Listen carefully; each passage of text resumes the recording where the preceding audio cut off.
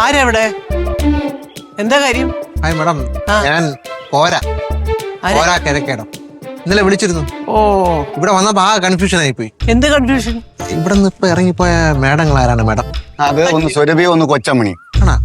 അവര് പറഞ്ഞ് ചന്ദ്രഹാസ് അവരുടെ വീടാണെന്നും സുഹാസിനി മേഡം ഇവിടെ വാടകയ്ക്ക് താമസിക്കുകയാണെന്നും. അയ്യോ, കേട്ടോടാ മുത്തു? പറയട്ടെ കൊച്ചമ്മ, ഓരോരുത്തരുടെ ആഗ്രഹങ്ങളല്ലേ. അയ്യോ എന്റെ പൊന്നു കൊച്ചനെ, ഇറങ്ങിപ്പോയതേ എന്റെ ഇളയ മരുമോളും അവിടെ തള്ളയോ. മരുമോളായിരുന്ന? അതെ. അതാണ് ഈ വർത്തമാനം പറഞ്ഞത്. മേഡമാണ് മരുമക്കളെ ഇങ്ങനെ വഷളാക്കണത്. അയ്യോ, അത് ശരി. ഞാൻ എന്താ ചെയ്തത്? അതിരിക്കട്ടെ, ഇയാൾ എനിക്ക് നല്ല മുഖപരിചയം. ഇവിടെ താമസം? ഞാൻ വെടിവെച്ചാങ്കോല്. വെടിവെച്ചോല്ലൂന്നാ? അല്ല, വെടിവെച്ചോല്ലൂന്നല്ല, വെടിവെച്ചാങ്കോല്, നെയ്യാറ്റിങ്കര. നെയ്യാറ്റിങ്കര. ശരിക്കും സ്ഥലം പത്തനാപുരമാണ്. അതെ, നമുക്ക് അകത്തിന് സംസാരിക്കാം. അതിന് സംസാരിക്കാം. വരണം. വീടറാ എന്തോ. ഞാൻ ഇതുമായിട്ട് ബന്ധപ്പെട്ട ഒരു കാര്യം മാഡത്തിനോട് സംസാരിക്കാനാണ് വന്നത്. എന്താണ്? മാഡത്തിന് കുടിക്കാൻ ചായയോ അതോ കാപ്പിയോ? ശരി. മാഡത്തിന് കുടിക്കാൻ ചായയോ കാപ്പിയോ? അല്ല, നിങ്ങൾക്ക് എന്താ വേണ്ടത്? ചായയോ കാപ്പിയോ എന്താ വേണ്ടേ? ഏതായാലും മതി. അപ്പൊ ചായ എടുക്കാം. ഓ, അയ്യോ. മാഡത്തിന് അറിയാം, ഇന്നത്തെ കാലത്ത് സ്വന്തം മക്കള് പോലും അച്ഛനമ്മമാരെ സ്വത്തിന് വേണ്ടി പെരുവഴിയിൽ ഉപേക്ഷിക്കുന്ന ഒരു കാലഘട്ടം. എത്ര കേസുകൾ എന്റെ മുമ്പിൽ കിടക്കുന്നു. അല്ല, എനിക്ക് മനസ്സിലായില്ല. നിങ്ങൾ വക്കീലാ? വക്കീലല്ല, ഞാനൊരു ചാരിറ്റി പ്രവർത്തകനാണ്. ഈ ഒരു ഗതിയും പരഗതിയില്ലാത്ത വൃദ്ധജനങ്ങൾക്കായിട്ട് സ്വന്തം ജീവിതം ഒഴിഞ്ഞു വെച്ച ഒരു സാധു തൈ, നന്മ തൈ. നന്മ തയ്യോ?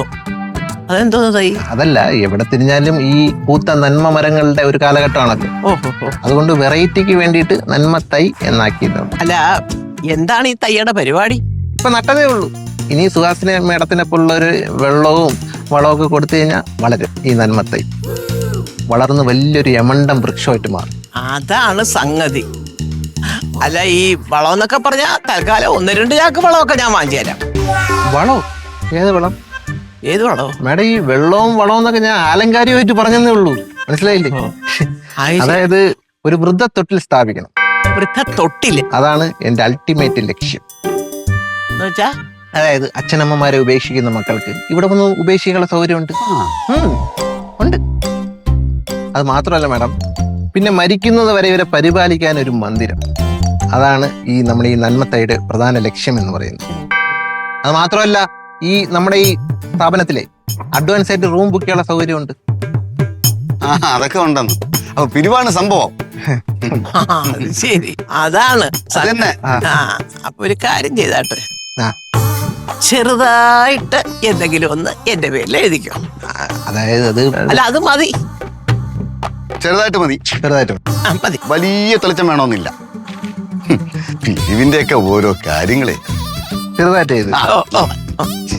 ഐശ്വര്യ.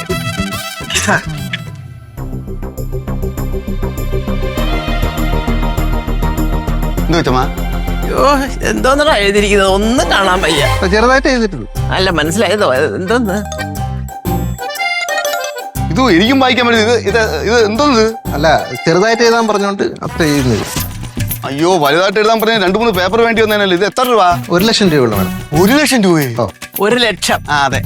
അയ്യോ, എന്റെ പൊന്നു കുഞ്ഞേ, വേണ്ടേ? അത് ഇങ്ങോട്ട് വാങ്ങിച്ചിട്ടേ ഒരു 250 രൂപ എഴുതിക്കൊണ്ടേ. 250 രൂപ ധാരാളം. എന്റെ പൊന്നു മേഡം, ഇപ്പം 1 കിലോ മത്തിക്ക് 300 രൂപ ഉണ്ട്. മത്തി കഴിക്കാത്ത വൃത്തിയെ നീ നോക്കിയാ മതി. അതെ മേഡം, ഇതുകൊണ്ടൊന്നും എനിക്ക് ആവൂല മേഡം. അത് ശരി, എനിക്ക് ഇത്രേ പറ്റൂ. സുഹാസിനി മേഡം, മേഡം ഒരു കാര്യം മനസ്സിലാക്കണം. വയസ്സാം കാലത്ത് സുഹാസിനി മേഡത്തിനെ നോക്കാൻ സ്വന്തം മക്കള് അല്ലെങ്കിൽ മരുമക്കള് ആര് കൂടെ ഉണ്ടാവുന്ന മേഡം ഒന്ന് ആലോചിച്ച് നോക്കും. ആലോചിച്ചിട്ടുണ്ടോ? റീതിങ്ക് ചെയ്ത് നോക്കും മേഡം. തൽക്കാലം മേഡത്തിന് ഇപ്പൊ പൈസയൊക്കെ ഉള്ളതുകൊണ്ട് ഇതുപോലുള്ള ആളുകളെ കൂടെ നിർത്താൻ പറ്റും. പക്ഷെ സ്വന്തം മക്കള് ആരൊക്കെ ഉണ്ടാവുന്ന മേഡം ഒന്ന് ആലോചിച്ച് നോക്കണം. അപ്പൊ അറിയാം മേഡത്തിന് സ്വന്തം മക്കളുടെ യഥാർത്ഥ സ്നേഹം.